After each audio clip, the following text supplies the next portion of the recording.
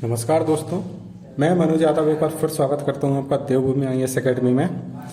दोस्तों, जैसा कि लास्ट लेक्चर में हमने पढ़ा था मध्य प्रदेश का गठन, मध्य प्रदेश की श्रृंखला को आगे बढ़ाते हुए हमने पहले जो पार्ट में देखा था मध्य प्रदेश का गठन, और आज हम देखने जा रहे हैं मध्य प्रदेश का सामान्य परिचय।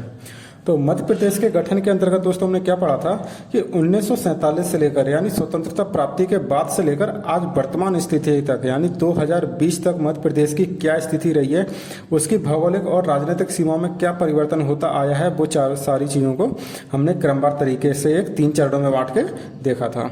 दोस्तों, आपसे रिक्वेस्ट है, अगर आप लोगों ने वो लेक्चर अभी तक नहीं देखा है तो पहले आप उस लेक्चर को देखिए, जिससे कि आपको मध्य प्रदेश के गठन की जो समझ है वो ज़्यादा बेहतर तरीके से हो सके और आप जो आने वाला लेक्चर है उसको और अच्छे तरीके से समझ पाएंगे। उससे क्या होगा दोस्तों, आप जो वर्तमान स्थिति में जो मध्य प्रदेश देख रहे हैं, आप उसका जब अतीत जान जाएंगे तो आपको उसका परिचय पढ़ने में और उसका जो सामाजिक जो उसकी स्थिति वगैरह है, जो वर्तमान स्थिति है, वो चीज़ें आपको समझ में ज़्यादा दिक्कत नहीं आएंगी। तो आप जाकर प्लेलिस्ट में जाकर इस चीज़ को देख सकते हैं। उसमें 2 पार्ट होंगे, मध्य प्रदेश का गठन पार्ट फर्स्ट और पार्ट सेकंड। तो रिक्वेस्ट है आपको दोस्तों, पहले आप वो दोनों पार्ट देखिए, फिर उसके बाद आप ये मध्य प्रदेश का सामान्य परिचय देखिए। तो शुरुआत करते हैं मध्य प्रदेश के सामान्य परिचय से। तो मध्य प्रदेश के सामान्य परिचय के दोस्तों इसके अंतर्गत आज हम देखने वाले हैं कि हमारा आज जो वर्तमान में मध्य प्रदेश है उसकी एक जनरल नॉलेज लेंगे, मतलब उसकी सीमाएं क्या क्या हैं, उसकी अक्षांशीय स्थिति क्या है, देशांतरीय स्थिति क्या है, उसका एरिया वगैरह हो गया, और जितनी भी इसकी जनरल नॉलेज होती है, एक मतलब सामान्य जानकारी किसी सब्जेक्ट्स की होनी चाहिए, किसी प्रदेश के बारे में होनी चाहिए, वो सारी चीज़ें आज हम यहाँ पे देखने वाले हैं।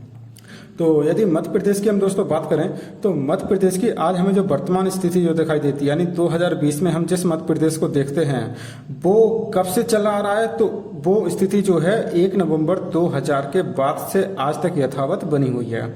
यदि हम बात करें 1 नवंबर 2000 के पहले की, तो उस समय मध्य प्रदेश का नक्शा कुछ और हुआ करता था। उस समय मध्य प्रदेश और छत्तीसगढ़ को मिला के एक मध्य प्रदेश हुआ करता था, लेकिन 1 नवंबर 2000 को क्या हुआ, मध्य प्रदेश का विभाजन हुआ और छत्तीसगढ़ और मध्य प्रदेश अलग अलग हो गए दोस्तों। इसके बाद यदि हम बात करें दोस्तों मध्य प्रदेश के बारे में, तो मध्य प्रदेश के अन्य नाम क्या क्या मिलेंगे आपको, तो मध्य प्रदेश के अन्य नाम में आपको हृदय प्रदेश हो गया, दक्षिणापथ हो गया, रेवोत्तर हो गया, सोया प्रदेश हो गया, टाइगर स्टेट हो गया, ये इसके अन्य नामों में आपको देखने को मिलेंगे। इसके अलावा और भी नाम है दोस्तों, जैसे नदियों का मायका भी इसको बोला जाता है, सेंट्रल प्रोविजंस एंड बरार यानी सीपी बरार भी इसको बोला जाता है। सीपी बरार के बारे में दोस्तों हमने लास्ट लेक्चर में पढ़ा था, जैसे कि पार्ट ए के अंतर्गत जो सीपी बरार आता था, तो शुरुआत में पूरे संपूर्ण मध्य प्रदेश को सीपी बरार के नाम से भी जाना जाता था, और इसके साथ में इसको लघु भारत की भी संज्ञा दी जाती है दोस्तों। इसके अलावा जो मध्य प्रदेश को, ध्यान रखना दोस्तों, यहाँ पे एक इंपॉर्टेंट क्वेश्चन है, मध्य प्रदेश को जो हृदय प्रदेश की संज्ञा दी थी, यानी हृदय प्रदेश जो संज्ञा नाम दिया गया था वो किसके द्वारा दिया गया था, तो ये हमारे जो पूर्व प्रधानमंत्री थे पंडित जवाहरलाल नेहरू, उनके द्वारा मध्य प्रदेश का नाम हृदय प्रदेश दिया गया था। क्यों? क्योंकि मध्य प्रदेश के बीचों बीच यानी भारत के बीचों बीच हृदय में स्थित होने के कारण मध्य प्रदेश को हृदय प्रदेश के नाम से भी जाना जाता है दोस्तों। यदि इसके क्षेत्रफल की बात करें दोस्तों, तो इसका क्षेत्रफल कितना रहेगा, 3,08,252 किलोमीटर स्क्वायर इसका क्या रहेगा, इस क्षेत्रफल रहेगा दोस्तों, जो कि संपूर्ण भारत का 9.08 यानी 9.08% रहेगा।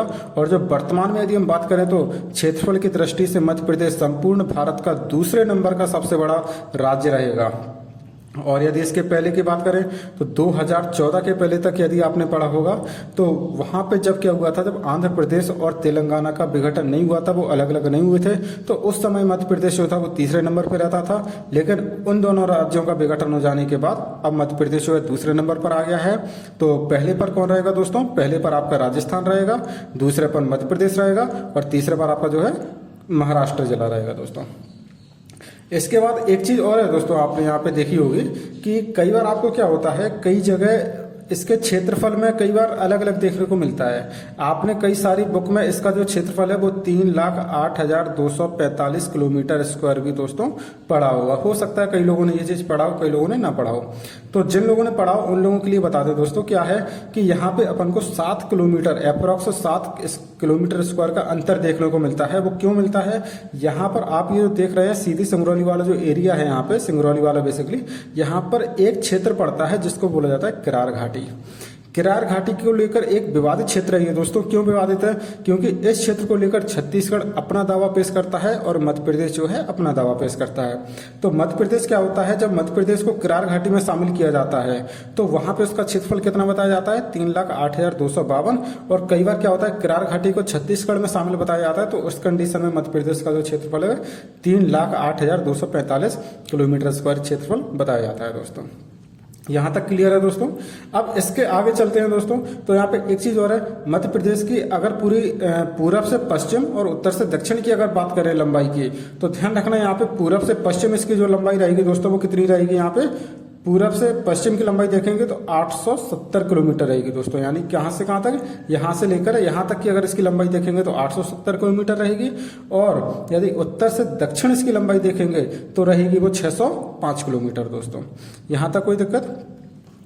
फिर इसके आगे चलते हैं। तो यदि मध्य प्रदेश को अपन एक संपूर्ण ग्लोब पर स्थित करें, मतलब अगर मान के चलो ये हमारा संपूर्ण ग्लोब हो गया दोस्तों, और जैसा कि हमें पता है कि हमारा संपूर्ण ग्लोब जो है देशांतर और अक्षांशीय रेखाओं में विभाजित है अपने अध्ययन की सुविधा की दृष्टि से। हमने क्या किया हुआ है, संपूर्ण पृथ्वी को अपने अध्ययन की सुविधा की दृष्टि से अक्षांशों और देशांतरीय रेखाओं में विभाजित किया है। तो उम्मीद करते हैं आप लोगों ने भूगोल में ये चीजें अच्छे से पढ़ी होंगी कि अक्षांशीय रेखाएं क्या होती हैं, देशांतरीय रेखाएं क्या होती हैं। अब इसके बाद अपन पढ़ेंगे कि आखिरकार इस संपूर्ण ग्लोब पर मध्य प्रदेश की स्थिति क्या होगी। तो दोस्तों मध्य प्रदेश की स्थिति जानने के लिए अपन को जरूरत है भारत की स्थिति जानने की, क्योंकि जहां भारत की स्थिति होगी उसी के अंदर मध्य प्रदेश की स्थिति होगी। तो यदि मध्य प्रदेश या भारत की स्थिति की बात करें अपन पूरे ग्लोब पर, तो ध्यान रखना यदि अक्षांशों में बात करें तो अक्षांश देखो दोस्तों, अक्षांशों के आधार पर पूरा ग्लोब दो भागों में बटा है। एक है आपका उत्तरी अक्षांश और एक है आपका दक्षिणी, मतलब उत्तरी गोलार्ध और दक्षिणी गोलार्ध हो गया। तो मध्य प्रदेश की या भारत की जो स्थिति रहेगी वो कहाँ पर रहेगी? समथिंग कुछ यहाँ पर रहेगी, यानी उत्तरी अक्षांश में। और यदि देशांतर की बात करें तो यहाँ पे देखो ये आपका देशांतर यानी 0 डिग्री लाइन हो जाएगी। इसके इस साइड आप आओगे तो पूर्वी देशांतर, इसके इस साइड आओगे तो दक्षिणी देशांतर, यानी ये पूर्वी गोलार्ध हो जाएगा और ये पश्चिमी गोलार्ध हो जाएगा। ये आपका पूर्वी गोलार्ध है, ये आपका पश्चिमी गोलार्ध है। तो जो मध्य प्रदेश रहेगा वो आपका कहाँ रहेगा? पूर्वी गोलार्ध में, यानी ओवरऑल। अब आगे चलेंगे तो मध्य प्रदेश की जो स्थिति हो जाएगी वो क्या हो जाएगी? पूर्वी उत्तरी पूर्वी गोलार्ध, यानी अक्षांशीय दृष्टिकोण से बात करें तो उत्तरी गोलार्ध में, और देशांतरीय दृष्टिकोण से बात करें तो अक्षांशीय स्थिति से बात करेंगे तो आपका ये उत्तरी गोलार्ध में आएगा, और देशांतरीय स्थिति से बात करेंगे तो पूर्वी गोलार्ध में आएगा दोस्तों। यहां तक क्लियर है? तो चलिए आगे चलते हैं। अब अपन इनकी बात करते हैं जो पूर्वी देशांतर, और अपन ने देशांतरीय और अक्षांशीय स्थितियों के बारे में पढ़ा है, तो अपन इनकी एग्जैक्ट वैल्यू क्या है उसको भी देख लेते हैं दोस्तों। तो यहाँ पर ध्यान रखना दोस्तों, यदि अपन पूर्वी देशांतर की बात करें, यानी पूर्वी देशांतर, अब जैसे मान के चलो आपका ये मध्य प्रदेश है, तो यहाँ पर इसकी कोई ना कोई देशांतरीय रेखा गुजरती होगी, यहाँ से कोई ना कोई देशांतरीय रेखा गुजरती होगी, यहाँ से कोई ना कोई अक्षांशीय रेखा गुजरती होगी, यहाँ से कोई ना कोई अक्षांशीय रेखा गुजरती होगी। तो अपन इन्हीं रेखाओं के बारे में पढ़ने जा रहे हैं, आखिरकार इनकी वैल्यू क्या है दोस्तों। तो अगर बात करें अपन इस रेखा की, यानी ये कौन सी हो जाएगी आपकी? देशांतर। कौन सी देशांतर? पूर्वी देशांतर। तो इसकी वैल्यू आपकी क्या होगी? तो इसकी वैल्यू होगी आपकी 82 डिग्री 48 मिनट, यानी 82 डिग्री 48 मिनट पूर्वी देशांतर। ठीक है दोस्तों। और अगर पश्चिम दिशा में चलेंगे तो पश्चिम दिशा में इसकी वैल्यू दोस्तों क्या होगी? तो पश्चिम दिशा में इसकी वैल्यू होगी 74 डिग्री 9 मिनट पूर्वी देशांतर, यानी इसकी देशांतरीय स्थिति क्या हो गई? 82 डिग्री 48 मिनट पूर्वी देशांतर से 74 डिग्री 9 मिनट पूर्वी देशांतर। यहां तक क्लियर है दोस्तों। अब चलते हैं अक्षांशीय स्थिति पर। तो अक्षांशीय स्थिति मतलब ये वाली, अगर यहां से अपन चलेंगे तो इसकी ऊपर कुछ वैल्यू होगी और नीचे कुछ वैल्यू होगी। तो अगर नीचे की बात करेंगे तो यहां पर जो नीचे इसकी वैल्यू होगी वो कितनी होगी? 21 डिग्री 6 मिनट, यानी 21 डिग्री 6 मिनट उत्तरी अक्षांश से लेकर कहां तक? तो 26 डिग्री 30 मिनट उत्तरी अक्षांश। यहाँ तक क्लियर है दोस्तों। यानी इसकी स्थिति के बारे में अपन पढ़ चुके हैं। अगर कोई आपसे पूछे कि इसकी अक्षांशीय और देशांतरीय स्थिति को समझाइए, तो इसकी अक्षांशीय स्थिति क्या होगी, 82 डिग्री 48 मिनट पूर्वी देशांतर से, यानी अगर इसको क्रम से देखेंगे तो यहाँ से आएगा ये 74 डिग्री 9 मिनट पूर्वी देशांतर से 82 डिग्री 48 मिनट पूर्वी देशांतर तक, ये हो गई देशांतरीय। और अक्षांशीय में क्या रहेगा, तो 21 डिग्री 6 मिनट उत्तरी अक्षांश से 26 डिग्री 30 मिनट उत्तरी अक्षांश। ठीक है, यहां तक क्लियर है सब। अब इसके बाद एक चीज और यहाँ पे अपन देखते हैं दोस्तों, एक आपने रेखा के बारे में सुना होगा जिसको अपन बोलते हैं मानक समय रेखा। क्या होती है वो, मानक समय रेखा। यानी क्या होता है दोस्तों, किसी भी देश में समय निर्धारण के लिए, मान के चलो आप किसी भी देश में बैठे हैं, वहां पर समय निर्धारण के लिए एक रेखा का, एक रेखा की बात करें तो देशांतरीय रेखा, एक देशांतरीय रेखा का निर्धारण किया जाता है दोस्तों। उस देशांतरीय रेखा के आधार पर उस संपूर्ण देश का या उस संपूर्ण भौगोलिक भूभाग का या राज्य का एक टाइम निश्चित किया जाता है।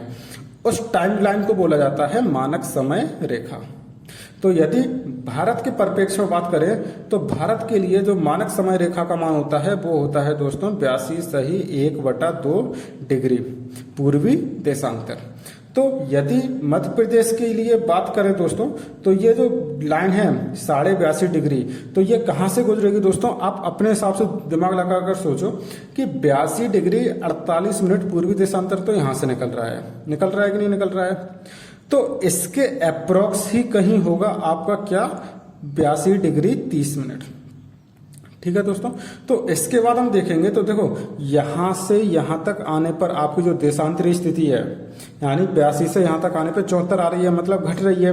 मतलब अब जो 30 डिग्री होगा वो 48 के इस साइड होगा कि नहीं होगा, तो मतलब वो आपका निकलेगा यहाँ पे कौन सा जिला पड़ेगा, सिंगरौली। तो वो आपके सिंगरौली जिले से होकर निकलेगी। मतलब अगर कोई पूछे कि मानक समय रेखा मध्य प्रदेश के किस जिले से होकर गुजरती है, तो वो गुजरती है आपके सिंगरौली जिले से। ये चीज एग्जाम में कई बार पूछी भी गई है दोस्तों, इस चीज को बहुत अच्छे से याद रखना। यहां तक क्लियर है।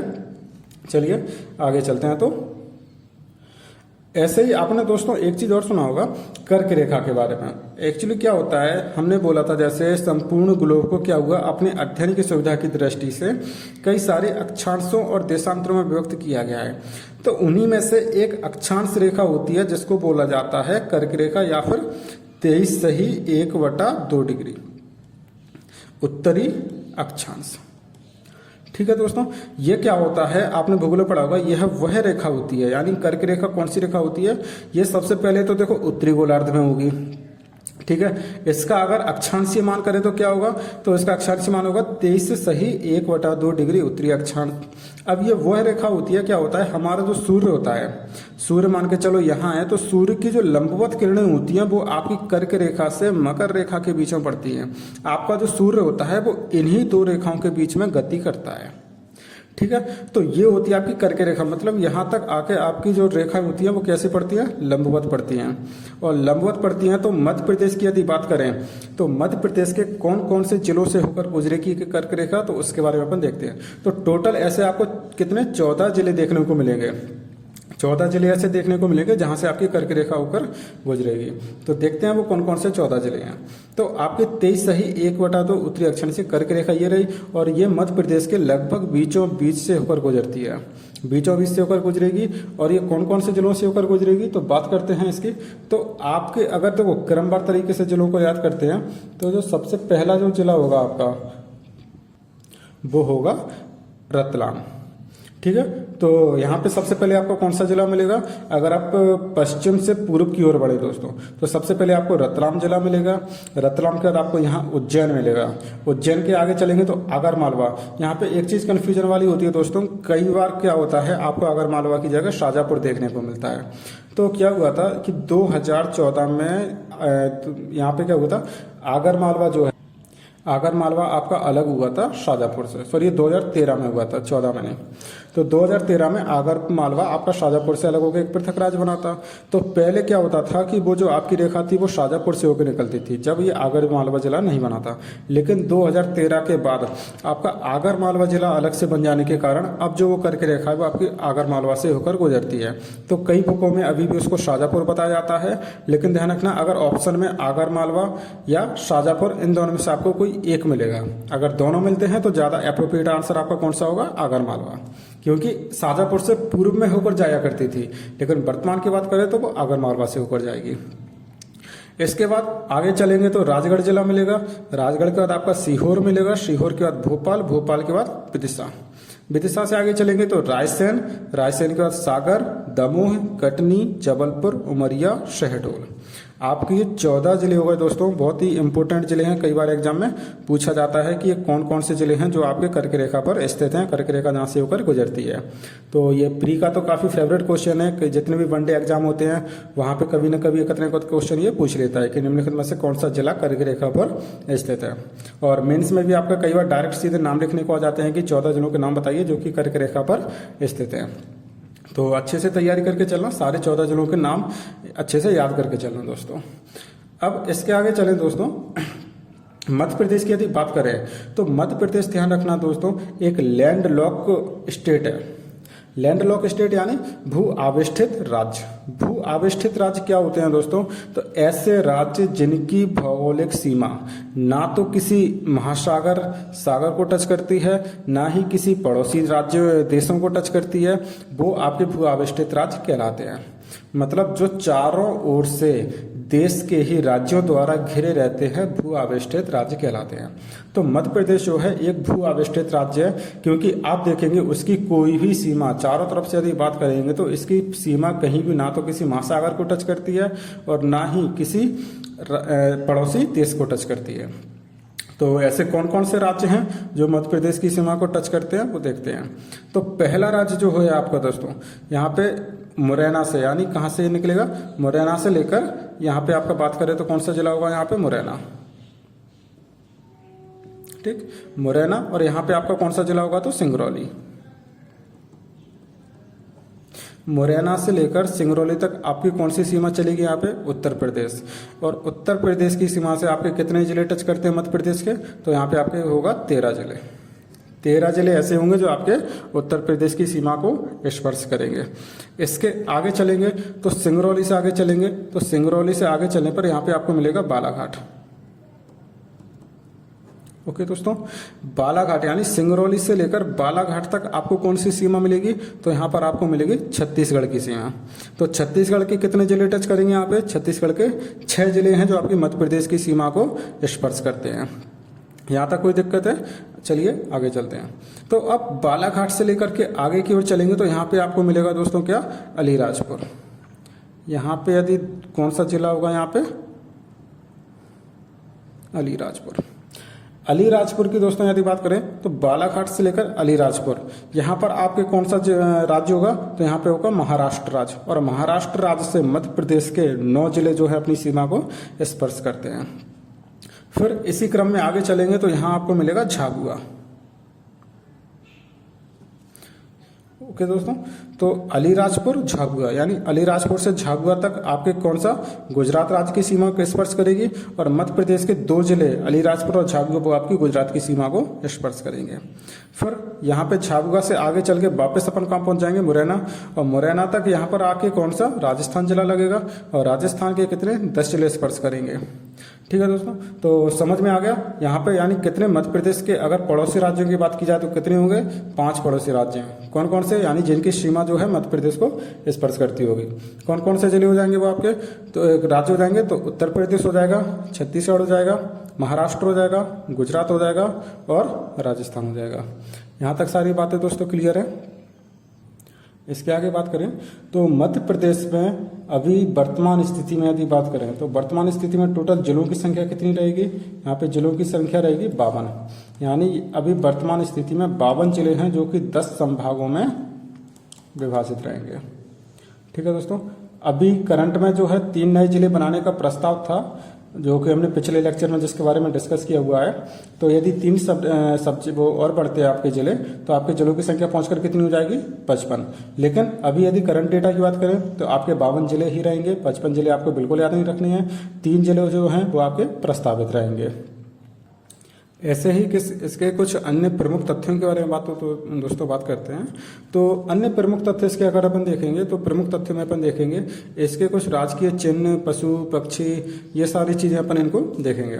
तो राजकीय चिन्ह की यदि बात करें तो राजकीय चिन्ह मध्य प्रदेश का क्या होता है दोस्तों? तो राजकीय चिन्ह इसका होगा 24 स्तूपों की बाह्य आकृति के मध्य, यानी आपने कभी देखा हुआ या फिर इंटरनेट पर आप सर्च करके देख सकते हो, एक गोलाकार वृत्ताकार एक आकृति होती है जिसके बाहर ये आपके 24 स्तूप लगे होते हैं। यदि आप इनको संख्या में गिनने जाओगे तो ये आपके ऐसे ऐसे करके कितने 24 स्तूप रहते हैं। और इसके अंदर क्या होता है दोस्तों? फर्दर एक सर्कल यानी एक रिंग होती है और यहाँ पर आपका लिखा रहता है मध्य प्रदेश शासन। यहाँ पे क्या लिखा रहेगा? मध्य प्रदेश शासन लिखा रहेगा। यहाँ पे लिखा रहेगा दोस्तों सत्यमेव जयते। क्या लिखा रहेगा? सत्यमेव जयते लिखा रहेगा। और यहाँ पर अगर आप इस साइड की यदि बात करें तो यहाँ पर आपको देखने को मिलेगी धान की वाली। किसकी वालियाँ? धान की वालियाँ। और यदि इस साइड देखने को बात करें तो यहाँ पे आपको मिलेगी गेहूं की वाली, यानी आपको एक साइड गेहूं की बाली देखने को मिलेगी और एक साइड धान की बाली देखने को मिलेंगी। ये क्वेश्चन ध्यान रखना, कई बार पूछा जा सकता है कि कौन सी बाली अपने राजकीय चिन्ह में है। तो एक साइड हो गई धान की बाली और दूसरी साइड हो जाएगी आपकी गेहूं की बालियां। अब इसी क्रम में यदि अंदर बात करें दोस्तों तो इस सर्कल के अंदर, आप ये जो सर्कल देख रहे हो इसके अंदर एक आपको वृक्ष दिखाई देगा। वो जो वृक्ष रहेगा वो रहेगा आपका बरगद का वृक्ष दोस्तों। किसका वृक्ष रहेगा? बरगद का वृक्ष रहेगा। और बरगद के वृक्ष के ऊपर ही आपको एक आकृति दिखाई देगी जिसको बोला जाता है अशोक चिन्ह या अशोक स्तंभ। तो राजकीय चिन्ह के बारे में समझ गए। राजकीय चिन्ह क्या होगा? 24 स्तूपों के बाह्य 24 स्तूपों की बाह्य आकृति के मध्य गेहूं तथा धान की बालियां और बरगद वृक्ष के ऊपर अशोक चिन्ह। इतनी चीज क्लियर है दोस्तों। अब इसके आगे देखते हैं तो राजकीय वृक्ष के बारे में। तो राजकीय वृक्ष मध्य प्रदेश का क्या रहेगा? बरगद रहेगा। फाइकस बेनिग्लेस इसका साइंटिफिक नाम रहेगा। तो साइंटिफिक नाम क्या होता है दोस्तों? आजकल का जो एग्जाम का ट्रेंड चल रहा है, जैसे व्यापम के जो एग्जाम होते हैं उसमें कई बार क्या करता है, बच्चे स्टूडेंट्स को कंफ्यूज करने के लिए वो उनके साइंटिफिक नाम पूछने लगा है दोस्तों। तो अपन क्या करेंगे, साथ साथ में उनके साइंटिफिक नाम जहां तक याद हो सके वहां तक कर लेंगे और अपन एक साथ उनको पढ़ते हुए चलेंगे, जैसे कि अगर ऑप्शन में आए तो अपन उस चीज को क्लिक कर सके। तो राजकीय वृक्ष क्या रहेगा? बरगद। और बरगद का नाम जो रहेगा वो क्या? फाइकस बेनिग्लेस। यहां तक कोई दिक्कत है? आगे चलते हैं। पशु। तो राजकीय पशु कौन सा रहेगा? तो 12 सिंगा रहेगा। 12 सिंगा का अगर साइंटिफिक नाम की बात करें तो साइंटिफिक नाम क्या होगा? रूसबर्स डुगाबो शैली। ठीक है। राजकीय पक्षी की बात करें तो दूधराज या इसको बोला जाता है शाह ए बुलबुल। इसका यदि साइंटिफिक नेम की बात करें तो पैराडाइज फ्लाई केचर। ये नाम पूछा गया है दोस्तों, इसको अच्छी तरह से याद कर लेना। महाशीर यानी इसकी मछली की बात करें, राजकीय मछली कौन सी होगी? तो महाशीर होगी। इसका अगर साइंटिफिक नाम बात करें तो टॉर प्यूटी टोरा। क्या रहेगा? टॉर प्यूटी टोरा। राजकीय पुष्प की बात करें तो सफेद लिली, व्हाइट लिली आपने कभी देखा होगा। तो व्हाइट लिली जो है वो हमारा राजकीय पुष्प है और इसका नाम जो है वो क्या है? लिलियम कैंडिमम। इसी प्रकार राजकीय नाट्य की बात करें, ध्यान रखना, तो नाट्य और नृत्य इस चीज में कंफ्यूज मत होना। राजकीय नाट्य जो है वो अपना कौन सा होता है? मार्च होता है। और ध्यान रखना दोस्तों, यह कहाँ खेला जाता है या फिर कहाँ मनाया जाता है? तो ये मालवा में इसको सेलिब्रेट किया जाता है। ठीक है। इसी प्रकार यदि राजकीय नृत्य की बात करें तो राई है, जो कि अपनी बुंदेलखंड में सेलिब्रेट की जाती है या इसको यहाँ पे मनाया जाता है, प्रदर्शन किया जाता है। ओके दोस्तों, तो दोनों चीजें क्लियर हो गई, राजकीय नाट्य और नृत्य। नाट्य और नृत्य में कंफ्यूज मत होना। नाट्य आपका कौन सा होगा? मार्च होगा और नृत्य जो है वो आपका राई होगा। ठीक है दोस्तों। इसी प्रकार यदि राजकीय खेल की बात करें तो राजकीय खेल अपने यहाँ का कौन सा रहेगा? मलखंब रहेगा, जिसको 2013 में राजकीय खेल घोषित किया गया था। ये बहुत इंपॉर्टेंट है, कई बार पूछा गया है एग्जाम में कि मलखंब को जो है राष्ट्रीय खेल अपना कब घोषित किया गया था। तो मलखंब को अपना राष्ट्रीय खेल दोस्तों कब घोषित किया गया है? तो 2013 में। इसके अलावा भी कई चीजें हैं जो इम्पोर्टेंट नहीं है, लेकिन आप एक बार उनको सुन सकते हो। जैसे राजकीय नदी, राजकीय नदी की बात की जाए तो इसको बोला जाता है नर्मदा। यानी अपने आप जो नर्मदा है उसको एक जीवित नदी का दर्जा तो दिया ही गया है दोस्तों, और साथ में उसको राजकीय नदी भी बोला जाता है। इसके साथ ही यदि राजकीय फल की बात करें तो राजकीय फल जो होगा वो होगा आपका आम।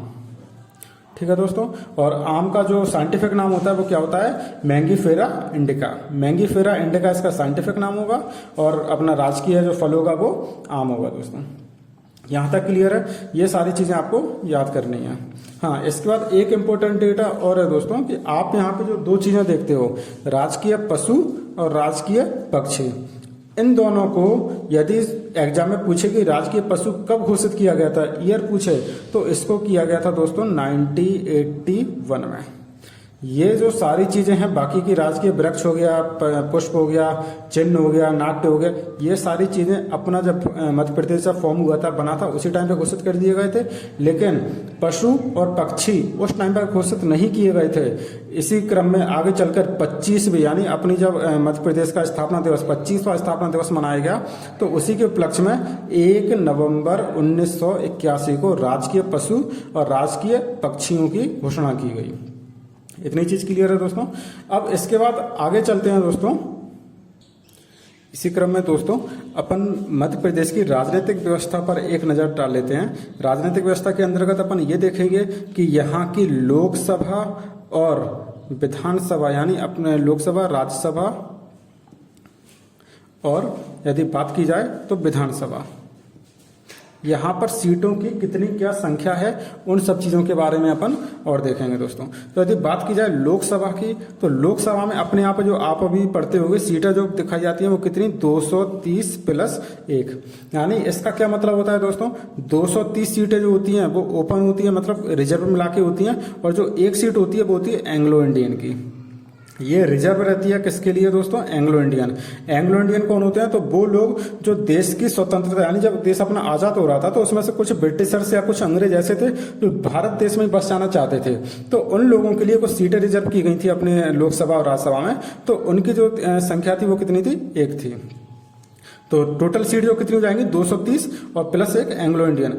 माफ करना दोस्तों, यहाँ पे जो लोकसभा लिखा है, ये सीट हम विधानसभा के बारे में डिस्कस कर रहे हैं। ये जो सीट है वो किसकी है, विधानसभा की। ठीक है तो 230 प्लस 1 सीट या किसकी हो जाएगी, विधानसभा की सीटें हो जाएंगी। लेकिन अभी करंट की यदि बात करें दोस्तों, तो अभी जो हाल में ही एक संशोधन हुआ है अपने यहाँ पे, 104वां संविधान संशोधन। उस संशोधन के तहत क्या है, एंग्लो इंडियन की सीट को जो है रद्द कर दिया गया। यानी उनका जो आरक्षण होती थी, एक सीट आरक्षित होती थी, उसका आरक्षण अब रद्द कर दिया गया है। और वर्तमान स्थिति की यदि बात करें, यानी आज अगर अगस्त 2020 की बात करें, तो इस समय विधानसभा की सीटें जो प्योर हैं वो कितनी हो जाएंगी, 230 तक हो जाएंगी। और जो प्लस 1 वाला कॉन्सेप्ट था उसको हटा दिया गया है। यहां तक क्लियर है दोस्तों। अब दूसरा अगर बात करते हैं अपन लोकसभा की, ठीक है दोस्तों, किसकी, लोकसभा की। तो लोकसभा का मध्य प्रदेश में कितना रिप्रेजेंटेशन है या फिर कितनी सीटें हैं, तो उसकी होंगी 29 सीटें, 29 सीटें किसकी रहेंगी, लोकसभा की। और इसी क्रम में यदि बात करें राज्यसभा की, तो राज्यसभा में जो है वो 11 सीटें रहेंगी। ठीक है दोस्तों, इतनी सारी चीजें आपको याद रखनी है। और इसके अलावा एक चीज और, यहाँ के अगर बात करें अपने यहाँ के हाई कोर्ट की दोस्तों, हाई कोर्ट, मध्य प्रदेश का जो हाई कोर्ट है वो कहाँ पर रहेगा, वो हाई कोर्ट रहेगा अपने यहाँ पे जबलपुर। ठीक है, जबलपुर, मध्य प्रदेश का हाई कोर्ट कहाँ पे है, जबलपुर। और इसकी 2 खंडपीठ हैं दोस्तों, एक है आपकी भोपाल में और एक होगी आपकी ग्वालियर में। यानी हाई कोर्ट आपका कहाँ पे होगा, जबलपुर होगा। 2 खंडपीठ, एक भोपाल एक ग्वालियर होगी। ठीक है, इसके अलावा दोस्तों ध्यान रखना, अभी भोपाल में अगर आप कभी कंफ्यूज मत हो जाना, अगर भोपाल ऑप्शन में आए तो वहां पे आपका हाई कोर्ट नहीं है। भोपाल में आपकी हाई कोर्ट की एक खंडपीठ है, ना कि आपका जो हाई कोर्ट है वो ओरिजिनली कहाँ पर स्थापित है, तो वो आपका जबलपुर में स्थापित है। ठीक है, इसके अलावा दोस्तों क्या होता है, मध्य प्रदेश की जानकारी को लेके जैसे एग्जाम आता है ना, तो एग्जाम टाइम पे क्या होता है, आपको कई सारे जो करंट अफेयर के जो फैक्ट होते हैं वो आपको पढ़ने पड़ते हैं। तो वो चीजें आपको जैसे कोई भी एग्जाम आता है तो उस टाइम पे आप अपडेट कर लेते हैं, और उस टाइम पे जब भी कोई एग्जाम आएगा तो अपन उस चीज को अपडेट कर देंगे। जैसे मान के चलो पूछा जाता है राज्यपाल कौन है, मुख्यमंत्री कौन है, तो यदि हम आज के समय की बात करें तो आज के समय में तो शिवराज सिंह चौहान मुख्यमंत्री हैं। लेकिन हो सकता है एग्जाम आते आते, जैसा कि मैं पता भी, सितंबर में चुनाव होने हैं, तो मान के चलो सरकार गिर जाती है, कुछ भी होता है, राजनीति में फेरबदल होता है, तो हो सकता है मुख्यमंत्री चेंज हो जाए। तो वो चीज अपन अपन आगे जब एग्जाम कोई भी आएगा तो अपन करंट अफेयर का डेटा देखेंगे, तो उस टाइम पे वो देखेंगे, क्योंकि उस टाइम पे हो सकता है मुख्यमंत्री चेंज भी हो जाए और ना भी हो, तो अपन वो सारी चीजें देखेंगे। राज्यपाल की बात करें तो अभी हमारे जो राज्यपाल थे वो कौन थे दोस्तों, लालजी टंडन जी थे, लेकिन जिनका अभी हाल में ही स्वर्गवास हो गया है, और अभी एक कार्यकारी जो राज्यपाल के रूप में नियुक्ति की गई है वो आनंदीबेन पटेल की गई है। ठीक है दोस्तों, इतनी सारी चीजें आपको एक सामान्य अध्ययन के तौर पे याद रखनी है। इसके अलावा कई सारे फैक्ट्स हैं जो आपको आने वाली लेक्चरों में दिए जाएंगे। जैसे मान के चलो, अब बात करते हैं मध्य प्रदेश की नदियों के बारे में, उसकी भौगोलिक विभाजन के बारे में, वो सारी चीजें आपको आने वाले लेक्चर में बताई जाएंगी। लेकिन एक नॉर्मल स्टूडेंट के तौर पर आपको मध्य प्रदेश के बारे में कम से कम इतनी जानकारी होनी जरूरी है। जब आपको इतनी जानकारी होगी तो इसके आगे हम और लेक्चरों को देख सकते हैं। तो दोस्तों मिलते हैं फिर अगले लेक्चर में। आज का लेक्चर यहीं समाप्त होता है। इन चीज़ों को अच्छे से पढ़िए, और फिर यदि आपको लेक्चर अच्छा लगता है, पसंद आता है, तो प्लीज़ लेक्चर को लाइक कीजिए और हमारे चैनल को सब्सक्राइब कीजिए, और साथ में बेल आइकन को जरूर दबाइए।